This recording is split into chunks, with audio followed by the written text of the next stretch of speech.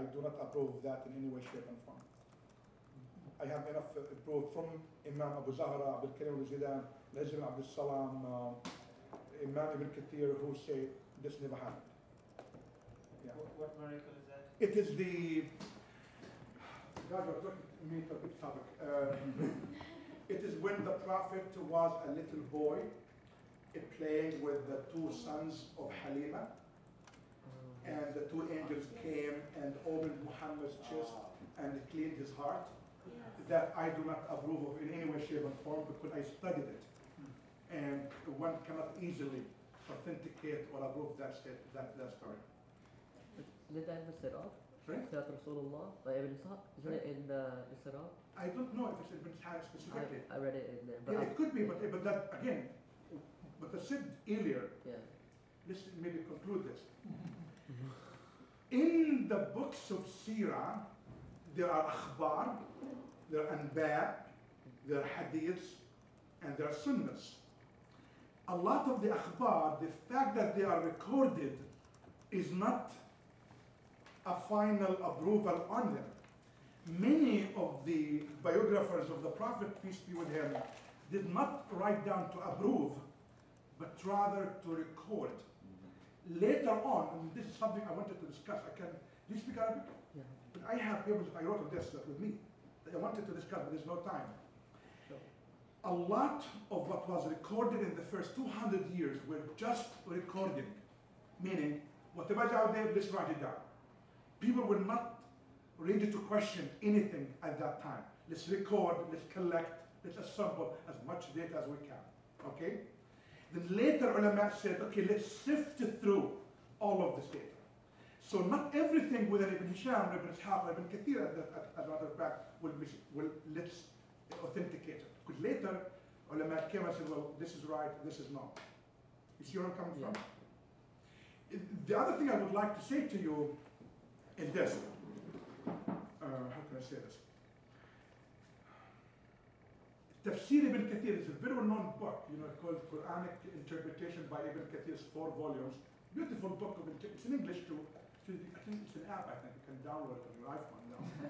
Do you know how that book came about?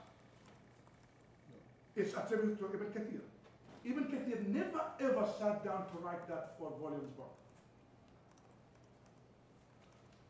Anyone who tells you otherwise, believe me, ask. I'm not speaking out of arrogance. We studied this as students. People don't talk about this much. Ibn Kathir was not a writer.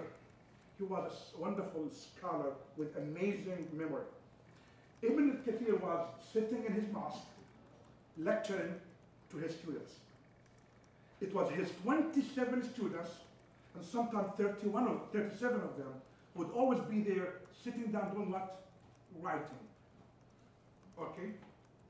So, do you know now we have 27 editions of Ibn Kathir's book. Now, did he write 27 books? No. These are, when you look at them, we have the manuscripts. When you look at them, they're different writings, but all of them are Ibn Kathir. Slight difference here between this book and this book and this book. Of course, you have students. Some of them maybe forgot for a minute, some of them maybe fell asleep, some of them was not interested in this sentence or that sentence. So you see the varieties in the 37 editions in the manuscripts. What did happen? At the end of every week, sometimes every month, the students sat with Imam Ibn Kathir and said, Imam, you told us this, is that right? And they would read it. And he would say, yes, I said that. So he himself never sat down to write. That's number one. Number two, not everything he said he approved of. He had this amazing memory where he would say everything everyone said about that specific verse. And he would narrate all the sayings, all the possible interpretations of any given verse. Okay? Not to approve any of them. Sometimes he would say at the end, and none of this is something that I will prescribe to. Why did you say it to us? Because I'm a scholar. And I'm supposed to give you everything I have. Isn't that true? It's normal. Sometimes he would say, the first, the second, the third, and the fourth are wrong. I'll prescribe to the fifth, the sixth, and the seventh. There's a book written by Neil Robinson, N-E-A-L, Robinson, a British Anglican bishop, a scholar from London, called The Christ and Islamic Exegesis. You know the book?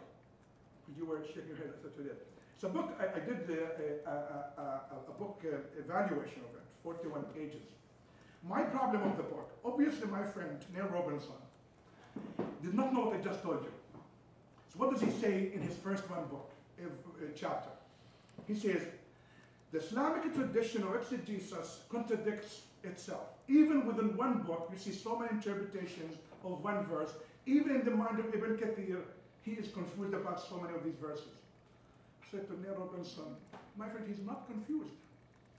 He was trying to collect everything that's out there in the field about any given verse to have it in one place all the time.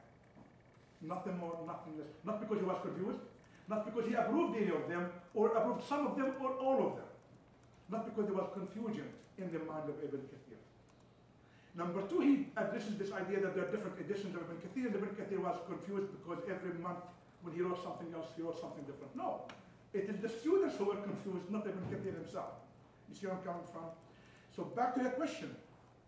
In the first 200 years, Muslims were writing down and recording. Then after that, they started this tradition of questioning and asking and evaluating, accepting and approving and rejecting. It started much later on when the data was available to us.